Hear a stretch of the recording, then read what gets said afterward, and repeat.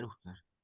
Assalamualaikum warahmatullahi wabarakatuh. Perkenalkan kami dari kelompok 8 yang beranggotakan dengan saya sendiri Muhammad Fauzan dengan NIM L1A022083. Saya Muhammad Rizky Hanifah dengan NIM L1A022109. Saya Nayaka Karnetama L1A 022115. Kami di sini akan mempresentasikan hasil diskusi kami tentang dampak ocean acidification terhadap proses ekskresi moluska. Oke, yang pertama saya akan menjelaskan tentang moluska. Moluska, filum moluska adalah kelompok hewan invertebrata yang sangat besar dan memiliki tingkat keragaman yang luar biasa. Diperkirakan terdapat sekitar 50.000 hingga 120.000 spesies moluska yang ada di dunia, dengan sekitar 30.000 spesies diantaranya hidup di lingkungan laut. Ciri khas hewan-hewan dalam film ini meliputi tubuh yang lunak, simetri bilateral, dan adanya mantel yang melapisi sebagian tubuh mereka. Dari 6 kelas moluska yang ada, yaitu gastropoda atau siput, bivalvia, kerang, cephalopoda atau cumi-cumi dan gurita, polyplacopora, scapopoda, dan monoplacopora. Gastropoda dan bivalvia adalah dua kelas terbesar yang menyumbang sekitar 80% dari total spesies moluska laut yang masih hidup.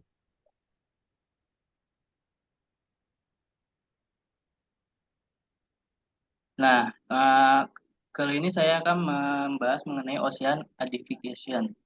Ocean acidification adalah eh, proses di mana pH air laut mengalami penurunan akibat penyerapan karbon dioksida atau CO2 dan dari atmosfer.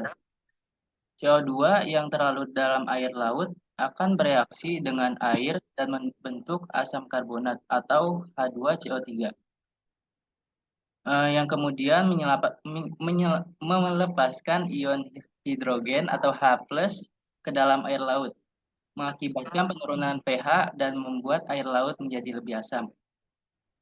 Proses ini juga mengurangi konsentrasi ion karbonat yang penting bagi organisme laut untuk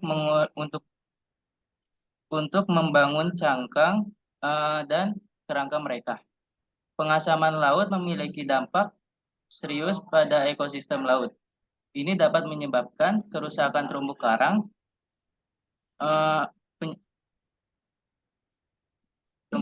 eh, yang mengancam keanekaragaman hayati laut dan mengganggu rantai makanan.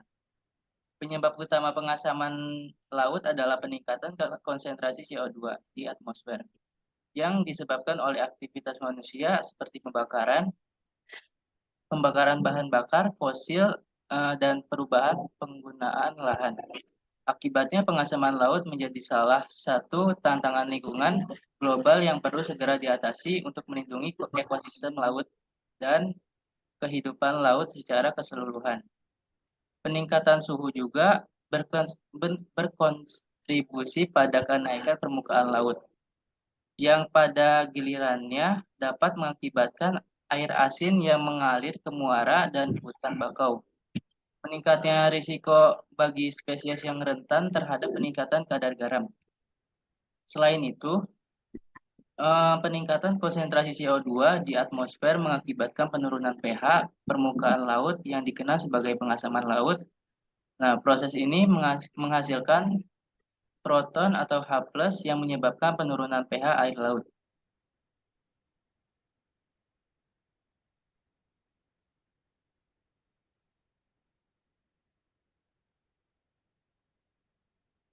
Dampak pengasaman laut.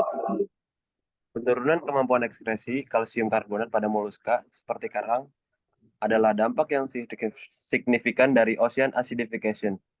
Hal ini terjadi karena pengasaman laut yang mengubah keseimbangan kimia di dalam air laut yang pada gilirannya mempengaruhi kemampuan organisme ini untuk mempertahankan cangkang mereka yang terbuat dari kalsium karbonat atau CaCO3.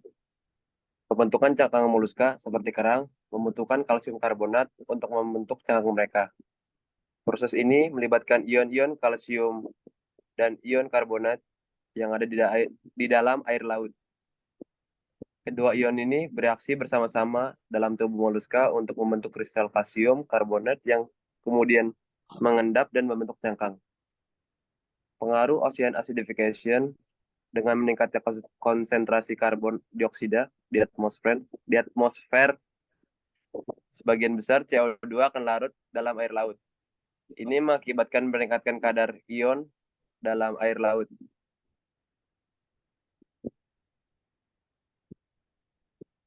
Maksudnya, ini mengakibatkan peningkatan kadar ion hidrogen dalam air laut yang menghasilkan penurunan pH. Ketika pH air laut turun, itu berarti ada lebih banyak ion hidrogen dalam larutan. Perubahan keseimbangan kimia penurunan pH menyebabkan perubahan keseimbangan kimia pada air laut. Hal ini terutama mempengaruhi ion karbonat. Yang penting untuk pembentukan kalsium karbonat dalam cangkang moluska.